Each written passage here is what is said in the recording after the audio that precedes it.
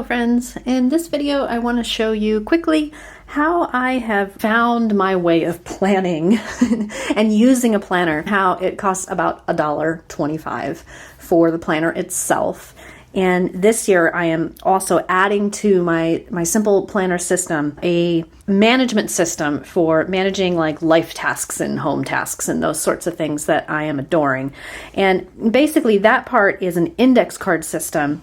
And I'm not going to go into that this time, but it's based on, I believe, the Sidetracked Home Executives book. And I'm just starting it out. It's only been a few weeks and I absolutely love it. The tactility of it, the tasks that get repeated every other week or every month quickly get moved to where they need to be for that future time. And I don't need to think about it. Now, I am somebody who has not functioned well with digital type of calendars and reminders simply because it's really easy to see them and or swipe them across and then forget about it. And so I love to be able to write things at least once and have something in my hand that I can flip to or flip back to. It really just helps me feel more on top of things and getting things done, especially with my Pisces brain. And then this index card system is like that, plus the ability to like hold each task and move it forward. And so maybe I'll talk about this more in the future, but for now, I just want to share with you this really simple planner system that I've been using for the past little over a year, and how I'm even modifying it to be more simple now that I have this index card system to go along with it, and how I keep track of things that I'm doing. So I used to be someone not that long ago that would buy a lot of different kinds of planners. Every year I'd switch a planner, sometimes halfway through the year I'd switch a planner again, always on the hunt for the perfect planner. I like the process of organization and planning. The structure of it can really help me, but I ran into things along the way that didn't suit my particular needs for whatever reason, and my particular creative process and creative energy. And one of those things is that oftentimes like the fancy expensive planners have a lot of really great prompts and things in them, but they'll have sections I wouldn't be using or wouldn't want to use, and that would take up a lot of space. Or for instance with bullet journaling, which is a really awesome system, I just found out like I found that I was like working for my planner to keep it, ongoing and up to date rather than my planner working for me. And I want my planner to be simple, not precious, and to work for me and get the job done without it like taking up too much of my creative energy. So I have that for the things that I love to do with my art, home, and garden. So this system uses a composition book, which you can find at, of course, like a dollar store for $1.25. And now this cover is one that I made with a scrap piece of fabric a long time ago for a composition book, and I just kind of pulled it out and have been reusing it with this system. This is not my idea. I saw this on YouTube. I'm going to see if I can find the video and link to her video as well. But when I saw how this lady did this, I was just in love with it. So here is this week. You can see on the left, I have January, the whole month listed 1 through 31. My weekly planning is here, and then I have a space for like to-do lists with different areas of my life. I've been doing this in this particular composition notebook since June, and at the very front you actually have the months of the year. So if you need to write something in like an upcoming appointment in the future months, you can write those in. You can tell I don't use mine a ton, but for things that are important that I might forget, I'm going to jot those down in here. Then what I love about this is once you have a week that's complete, we'll just go back to December quickly here to give you a visual idea. At the beginning of the new month, I set up this side with the dates, and I look at those front calendars and I write in the things I need to and other things that are, non-negotiable appointments and such. And then I just do week by week. At the beginning of each week, I set the week itself and that week's to-do lists. Once the week is over, I fold this over. It's the same measurement so that when I fold this way, I'm now on the second week of December and that list for that week. Very simple. And all the while I still have a monthly running list here that I can add to if I want, or that just keeps me on track in certain ways. I've used it more or less depending on the time of year. At the beginning of this year, I've started with that exact same system, and I'm going to show you how to do that for next week. But then I'm also going to show you a simpler system than that I'm actually going to be trying myself. So one of the things that you need for this system is a sort of template for your composition book. At least that's how I do it. You really don't need it. You could use a ruler. But the woman that I saw, I think she was selling her templates, honestly, on Etsy. But I just grabbed a door hanger thing I had. So I cut it to make some marks in it, and I'll show you how that works here in just a moment. So It's going to be the second week of January, next week, okay?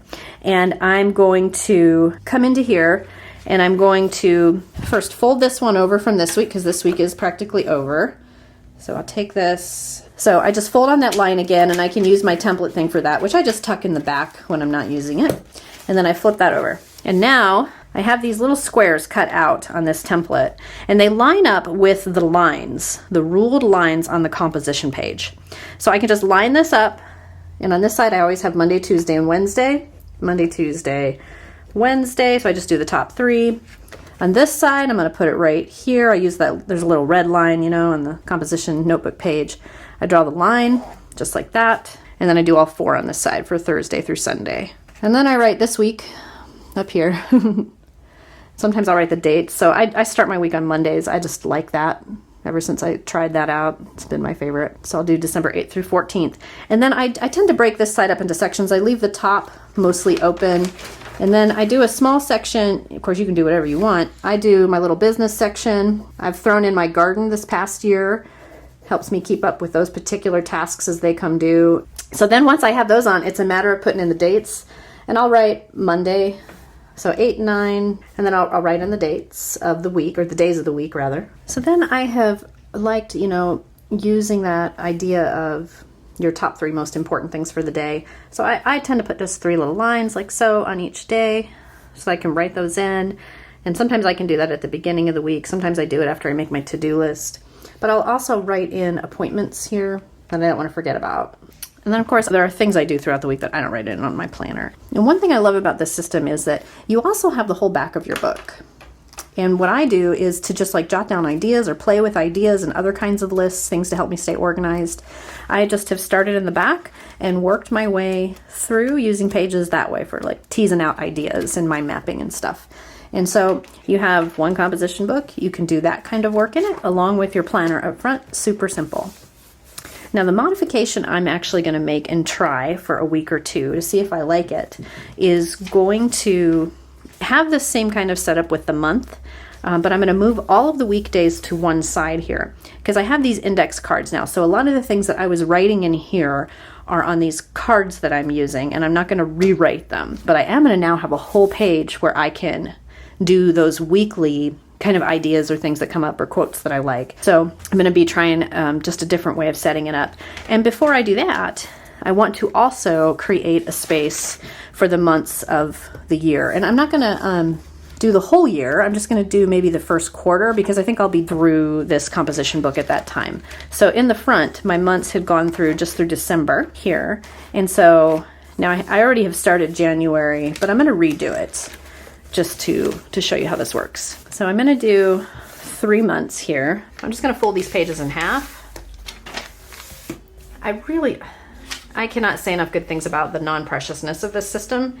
I mean, I know, like, I love beautiful planners. I love beautiful systems of planning. I like the process in general. But again, I don't want it to take up the amount of time that I have for other things that I would rather be spending my time on. I just want it to work for me as simply as possible. So here I'm just putting in divider lines, and this will be January 2024, February, March. And of course you can make this as pretty as you want. I'm probably just going to do through March again for this book, but maybe I'll go ahead and do April, simply because I have the space. You know, you're just going to list the days 1 through 30 or 31 depending on the month. But I also like to have a space to list the days of the week and how those line up. I find that very, very helpful. If you have a college ruled composition book, you're going to have exactly 31 lines as long as you start on the very top line.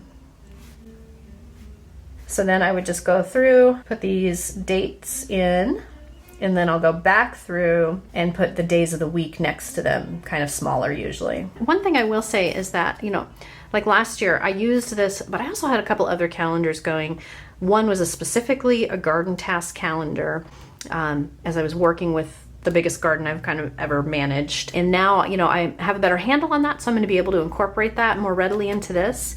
But I did go ahead and get the square kind of format calendar. Again, pick this up at the dollar store, $1.25, put my own little magazine cover on it.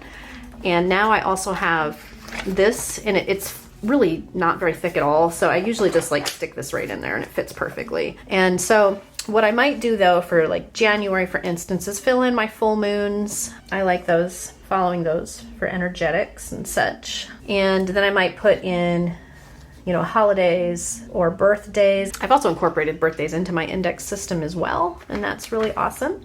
The other thing I like to do once I get these days of the week put in is to mark a little line at the beginning of my week, just above it. So again, you could be starting this at the very beginning of a composition book, and then after that will come your weekly pages.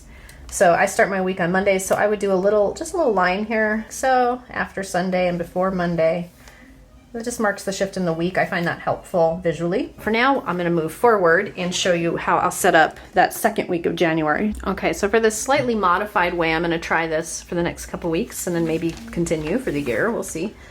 I actually am not even gonna need my template to draw the line because I'm actually just gonna fold these in half. I am gonna rewrite my month for January so that as I fold these in half and flip them over, it lines up nicely right here. I will draw one line right here on this side.